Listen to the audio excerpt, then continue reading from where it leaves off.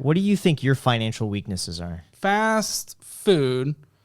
Again, we went over it, and it was like that's not a financial weakness, because the implications on your finances are negligible. That's more of a health. okay, that's more of a health thing because it was 0.7% of my spending.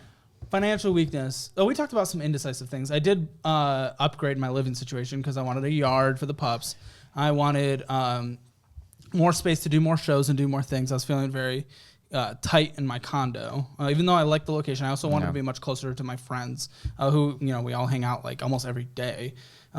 Very lucky because not a lot of people are that lucky in their 20s or 30s or 40s or their life. But whatever.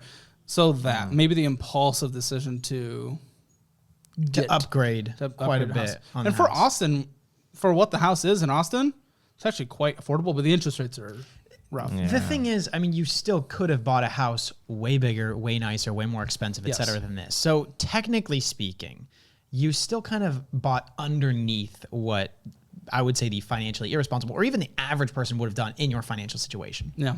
I went to the burbs, $914,000, 20% down, 6 point whatever percent interest rate. But this exact house next to my condo and the neighborhood behind it would have gone for easily minimum $5 million. So I feel okay about it. It's tough for me as a real estate guy to look at the rents right now in the areas. Yes. And you could rent almost a brand new construction that they couldn't sell.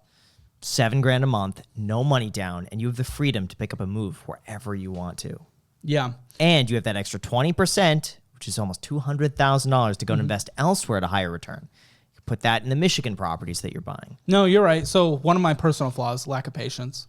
So I couldn't find anything for that. Couldn't find anything for that within a week. Couldn't find anything for that within 2 weeks. Okay, that's done. Search is done. We're going to go get this house that I really liked. I went and visited a lot of houses. Most of them I was like, okay, if I'm going to do this thing, it needs to be really good. Like everything here is done top level. So I was really excited about it. Like there were lots of nice new constructions, but everything here is top level. One of my friends is thrillingly excited about the level 5 drywall, whatever the fuck that is, every time he comes in. Oh, gosh. I know. No, he's excited about it. I'm not. I don't care. Level 5 drywall is like, it's a finish on the drywall that makes it incredibly smooth. This is painted over. We repainted this. So you're not going to feel it here, but you're going to feel it on the other one. It's drywall that they finish. They'll sand it. They'll polish it. They'll sand it. They'll polish it. And they do that like 5 times. It's a level 5 finish. It's a high-end thing.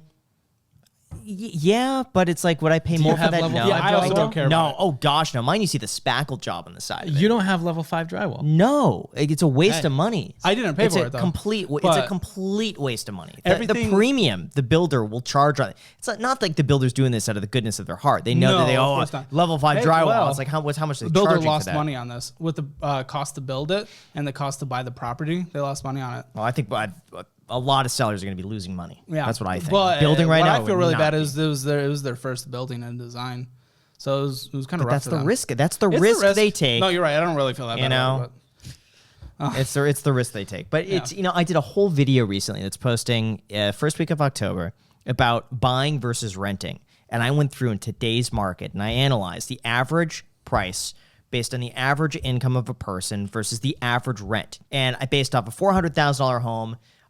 The monthly payments all in on that. And I calculated the opportunity cost, what the home is going to be worth after like 10 years, everything. Rents are still substantially cheaper over the lifetime of the average ownership of 13 years. Interesting. If you plan to live in the home for less than about 11 and a half years. If you're in here for 13, 14 years and you sell, and now I am also assuming that you're selling, and you're paying a 6% commission on closing costs. So that's factored in there. My realtor's very nice and usually gives me his 3%. Love you. Okay. Well, then you'll save the 3%. So maybe for you, it's 9 years. If you're going to be in this house for the next 10 years, fantastic decision.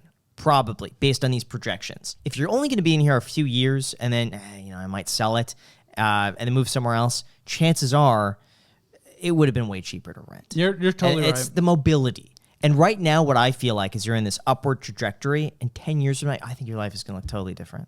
It's going to be wildly different than it is today. And so I think even 5 years from now could be wildly different. It's projecting whether or not you're still going to be here at that point. Yeah, I regret the decision overall financially. With the house and where it is and being close to friends, I don't regret it life-wise, but I definitely, I do regret it financially. And it's maybe the first not completely... okay, it wasn't an incredibly stupid mistake. Like, I still have equity in the home, whatever. It's an overall investment. So it's not like I just did something aggressively stupid. But in terms of my financial decisions within the last 5-7 years, was definitely probably subpar. Lower, subpar.